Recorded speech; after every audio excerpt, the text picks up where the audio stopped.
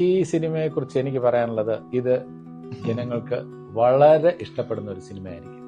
നമ്മുടെ വീടുകളിൽ നടക്കാൻ സാധ്യതയുള്ള, അല്ലെങ്കിൽ മിനിമം നമ്മുടെ വീട്ടിന്റെ തൊട്ടപ്പുറത്തെ വീട്ടിൽ, അല്ലെങ്കിൽ അതിന്റെ അപ്പുറത്തെ വീട്ടിൽ നടക്കുന്ന നാളെയും നടക്കാൻ സാധ്യതയുള്ള സംഭവമാണ് ഇത് ഡിസ്കസ് ചെയ്യുന്നത്.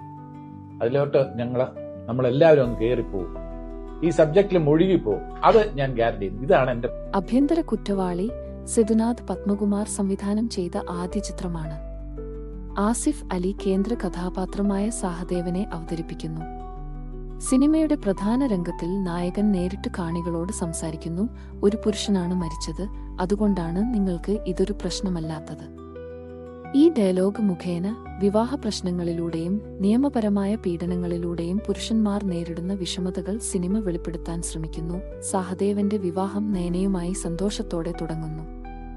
എന്നാൽ ഉടൻ തന്നെ ഭാര്യ ഭർത്താവിനെതിരെ സ്ത്രീധനത്തിന്റെ പേരിൽ ഭീഷണിപ്പെടുത്തുന്നു എന്ന് തുടങ്ങിയ കുറ്റങ്ങൾ ചുമത്തുന്നു.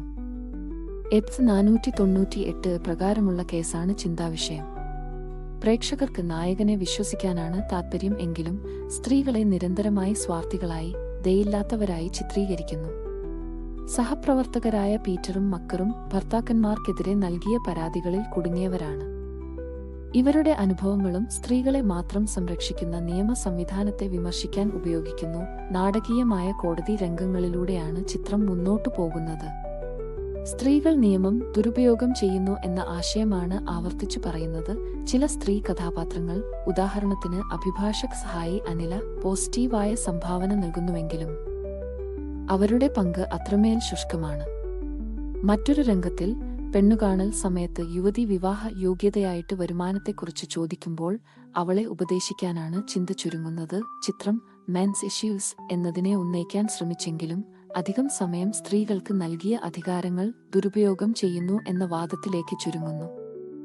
പുരുഷന്മാർ നേരിടുന്ന ബുദ്ധിമുട്ടുകൾക്ക് പിന്നിലെ സാമൂഹിക ഘടകങ്ങൾ പരിശോധിക്കാതെ സ്ത്രീ വിരുദ്ധമായ രീതിയിൽ മുന്നോട്ടു പോകുന്നു. അവസാനത്തിലേക്കും ഈ ഏകപക്ഷമായ വീക്ഷണമാണ് നിലനിൽക്കുന്നത്. സാങ്കേതികമായി സിനിമയ്ക്ക് വലിയ മികവില്ല, പക്ഷേ വിഷയം ശ്രദ്ധ നേടുന്നു. എന്നാൽ സ്ത്രീകൾ നേരിടുന്ന വിവിധ പീഡനങ്ങളും നിയമങ്ങളിലൂടെ ലഭിച്ച സംരക്ഷണവും അവഗണിക്കുന്നതാണ് സിനിമയുടെ വലിയ പോരായ്മ.